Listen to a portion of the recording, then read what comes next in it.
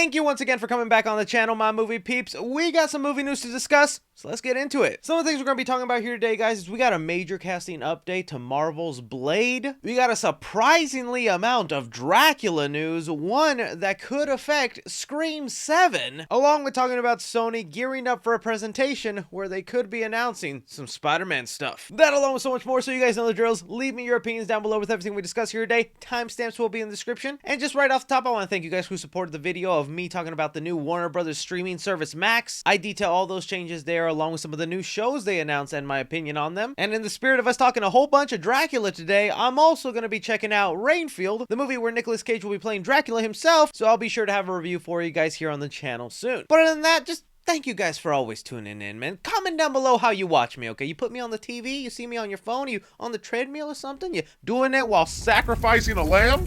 Let me know. But okay, starting things off here, we got a few trailers that premiered this week that you guys wanted my opinion on. And with the first one here, it kicks off a lot of Dracula talk that we're going to be discussing in this side flick, The Last Voyage of Demeter. And it'll be adapting apart from Bram Stoker's Dracula, specifically where Dracula's body was transported from country to country on this specific ship. And I like the vibe that they're showing off here. It looks to be taking itself seriously. It's also going with a different take on Dracula than we're used to. It's usually the human man, but here they're going to be playing up to Dracula maybe looking a little bit more monstrous with some bat wings. Just the idea alone of a crew stuck in a place with this creature wreaking havoc about could go very well. Now this is being directed by Andre Overdale, who also gave us Scary Stories to Tell in the Dark, so now we're going to get a taste of what it's like when he's not holding back and trying to make an adaptation based off children horror stories. Bram Stoker's Dracula has had many adaptations over the years, so you know what? I'm going to give this a treasure. I think it has the potential to be one of the better Dracula adaptations. The next trailer we had here is for a movie you guys really wanted my opinion on, and I don't blame you, was for a new A24 horror movie titled Talk to Me. Now, I've actually been hearing a lot of positive buzz for this movie because it premiered in film festivals earlier in the year, and everyone who got a chance to see it say it's one of the better horror movies made in a long time, and even more inspiring, the directive team behind this film are YouTubers. Michael and Danny Philippou have a YouTube channel named Raka Raka, and even though I'm not someone who's regularly watching them or even subscribed to them to this day, I have seen their crazy and wild YouTube videos where they make some really bloody, disgusting content surrounding Ronald McDonald. If you're curious at all about it, just go to their YouTube page, hit popular videos, and just click any one of them with a Ronald McDonald character. You're in for some crazy stuff. But as someone on YouTube who has dreams of maybe making a movie someday, it is so inspiring to see people like this end up making an A24 horror movie that's getting positive reviews. That's awesome. Now, as far as the trailer goes, if I didn't know about all this positive buzz surrounding the movie and that it's actually a really great film, I would think it actually looks kind of generic. And again, that's just me being honest right here. The premise they're setting up here is it looks like a group of friends have this possessed hand, they hold on to it, and that they can connect with the dead for a little bit, but if you hold on too long, you're gonna open a door that you can't really close, leading to them getting picked off one by this evil entity. Again, I feel like that sounds generic, but hearing the buzz that it's really good, it's got some creative stuff in there, and knowing they've come from a YouTube channel where they made Ronald McDonald into a horror character, I'm looking forward to this. So me saying the trailer looked generic isn't a bad thing. I just wouldn't have expected that much, but A24 must have seen something. They saw that film at the film festival and thought, all right, we're going to distribute this and put our classic A24 logo right there. So they definitely cooked up something here. I'm curious to see it. I'm going to give it a treasure. Let me know what you guys thought about the trailer for Talk to Me and if you're curious about this one. Jumping on some movie news talk here, we had a quick little update surrounding Deadpool 3 that makes me pretty happy. With the movie gearing up to start filming soon and we have Ryan Reynolds and Hugh Jackman still doing this online promotion for the film, a lot of us are like, what about some of the casting for the movie? We like Wolverine and Deadpool in there, you know, but what kind of MCU characters are you going to have in there? What kind of legacy Deadpool characters are going to be coming in? And we already had Dopinder and Deadpool's blind roommate also attached to the movie, and now they've also brought back the characters of Vanessa and Colossus for Deadpool 3. That's what Deadline here has it reported. This makes me happy for a couple of reasons. One, I think the relationship that Vanessa and Wade Wilson had in that first Deadpool movie was just beautiful. That was honestly like relationship goals, okay? If I can pull out a ring pop from my booty hole and you're gonna take it as my engagement, I love you. But that was what the heart of the first Deadpool movie was. And in the second film, you know, it got kind of sidelined. She got killed off, and then Deadpool fixed it with the help of the time travel device. I thought that was maybe kind of odd, but then we're hearing also that Deadpool 3 might involve the TVA. There's your setup for a really interesting story. What if the TVA comes in and says, your girlfriend needs to stay dead, Wade Wilson? Oh, Deadpool is not gonna take kindly to that. Again, that's just a theory. I don't know that for a fact, but that would be nice to make her a center focus again, not just a background side character, because she was so awesome in that first movie. Colossus also coming back in here. That's awesome. Just thinking about that version of Colossus meeting Hugh Jackman's Wolverine and the little fight scenes that they could possibly have. That's cool. So yeah, Deadpool 3 is still shaping up to be really awesome. I throw it off to you guys. You hear two important characters from the last two Deadpool movie are coming back for the third film. How you feeling about it? Jumping now into our second Dracula-related story out of the three we're going to discuss here today, we had some interesting news come out from The Hollywood Reporter, where they have it here, Scream 6 filmmaking team, radio silence tackling horror movie for Universal. In the article, they mention here, Universal is keeping plot details in the coffin, but the project was at one point titled Dracula's Daughter. The project centered on a group of kidnappers who abduct a band of young people, one of whom ends up being the titular character. Wu then befalls the kidnappers. And this is kind of some of that stuff that we see Universal is tackling into. They tried doing this cinematic universe with Tom Cruise and all these other horror characters that completely failed, and then they had the Invisible Man come out that was awesome, and they thought, yeah, let's just make these standalone stories and maybe modernize them a bit. And so the next horror character to get that treatment is Dracula, focusing on Dracula's daughter being kidnapped for a ransom, only for those kidnappers to find out they stole the wrong kid. That premise alone, I think, is fun, is entertaining. I like when they try to modernize or do different things within the little monster universe that they have. I think it just makes it exciting. Like, it's cool to get those movies like The Last Voyage that stick to original source material, but I think it's also cool to take that source material, play with it, and then have it somehow show up in our modern day. The fact also that Radio Silence is going to be doing this, I still really enjoy them as filmmakers, and you know what? I'm kind of really excited to see what they'll do here, because as much as I love their work on Scream 5 and Scream 6,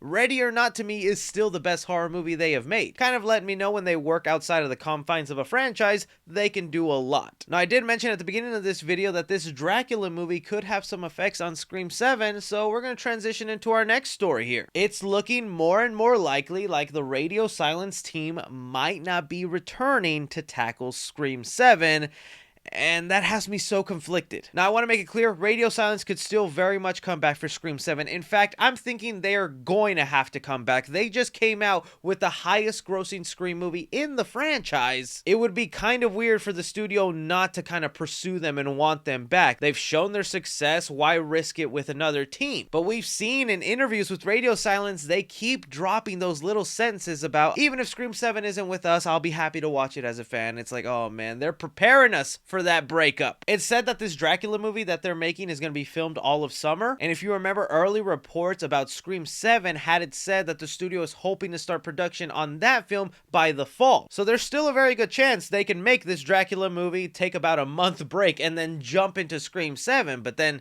do they even really want to do that? That is exhausting work. Does that even give them enough time to get into that Scream state and give us a good finale for this trilogy? I also mentioned I was conflicted on this because as much as I really like what Radio Silence did with Scream 5 and 6, I still feel like those movies are missing something that I absolutely loved about those original films as a kid. Maybe it's just the nostalgia or attachment I have of watching those over and over and never thinking I was gonna get Scream 6 or 5, but it makes me kind of open to be like, I wonder if maybe someone else also passionate about this franchise takes up that director's chair and writing chair. Could they maybe fill in that thing I feel is missing? So I wouldn't be that scared if they left, but right now I kind of would want to play it safe and have them finish out whatever vision that they've set up for these two movies, because there are still things they've set up in 5 and 6 that I feel need to be paid off in 7, aka Christina Carpenter, the mother of the Carpenter sisters. I feel like that's going to play an important part in the next film, and I'd like to see them finally complete that. But still, as of right now, it's me as a Scream fan just kind of being paranoid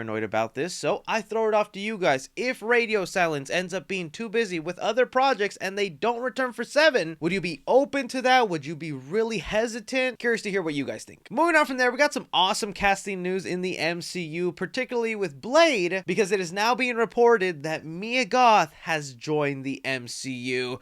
This is a major win. Maybe some people aren't too familiar with Mia Goth right now, but she has quickly become one of my favorite actresses in horror, from what she did in X to her outstanding work in Pearl. Like, I think she is actually somebody that would be really cool to see step into the Marvel Universe. Now, the article unfortunately doesn't mention any concrete details about what role she'll be playing. The current rumor going around, though, is that she'll be playing a character named Lilith, who in the Marvel Comics is the daughter of Dracula, bringing us into our third Dracula story this side flick.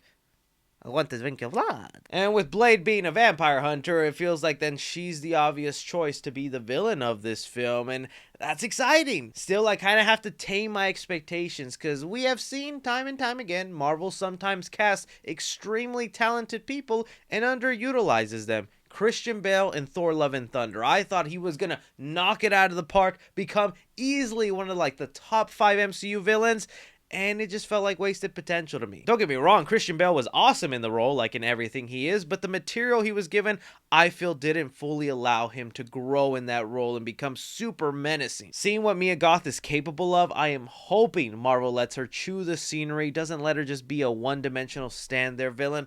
Let her bring out that Pearl energy. I want to see those annoying TikTok fan edits on my For You page, okay? That's how much I love Mia Goth. Especially with some of the behind-the-scenes drama that the Blade movie has gone through, with them switching writers, having someone else to rewrite it, delay the movie. It'd be kind of nice to know all these delays and rewrites are worth it for a great product in the end. But you guys hear Mia Goth is joining Marvel's Blade. She could possibly be Dracula's daughter. Do you think Marvel's gonna use her to her full potential? Or this will be another character wasted? Moving on here, let's talk about Sony, or more specifically, CinemaCon. As you guys know, this is a yearly thing that happens. The Theater Association gets together in Las Vegas with a bunch of the major studios, and while they celebrate the magic of movies and going to the theaters, the studios also happen to reveal some new movies and footage for upcoming films. I've covered them in the past here on my channel, and I'll continue to do so for this year, even though they denied me a press badge to go in person. Just get over it, Chris. It's fine. Don't think about it. And while I am excited to what all the other studios will have to announce and reveal to us, the one I am kind of interested in right now is Sony. They'll be one of the opening day presentations on the 24th of April, and all they have it listed here is that they'll be talking about their upcoming slate of movies. Last year, when they had this CinemaCon, we got the reveal of the major news. They'll be working on an El Muerto movie. That's the Spider-Man spin-off film, and I gotta think, this is where we're going to get some more Spider-Man announcements. For sure, they're going to be talking about some Madam Web stuff, so we might see official footage, a poster, maybe even a logo. We also got to think of Kraven the Hunter. That's something that they finished and have in the can. We're also going to see probably some stuff for that. But it's going to be the announcements I want to know about, okay? Are you finally going to confirm to us Tom Holland's Spider-Man 4? I really hope so. I mean, Marvel's already introduced their slate and all that, and it's always up to Sony to announce the Spider-Man stuff. It'd be great if they give us just a little bit of detail of that happening or what will go down in it. But the other big announcement that they'll probably have is Venom 3. But oh man, I am really hoping the rumored plot of Venom meeting a younger Peter Parker and mentoring him is not going to be the actual plot of this movie. Still, that's something I wanted to bring to your guys' radar, because we're Spider-Man fans here. We're excited for what they have to offer, and I'd love to know down below what you want Sony to announce the most, or what you predict will be coming. Don't let there be another out of left field side character in the Spider-Man comics that's about to get his own spin-off. And we also have to look forward to the non-Spider-Man related things that Sony will announce. They'll probably talk a bit about the Ghostbuster movie that they're currently filming. It's said that they're also going to be making some horror films like I Know What You Did Last Summer coming back, so I'm excited for that. Really, CinemaCon week is always just an exciting time for movie news. So this is what I throw off to you guys, specifically on the Sony side. What are you hoping they announce? Well, that is all the movie news we currently have going on right now, guys. I want to thank you so much for taking time out of your day to watch me talk some movie news. Don't be forgetting to hit that like button, subscribe if you haven't already, follow me on Twitter at 3C Films, and well, all together now. But as always, I'm Chris. Take care.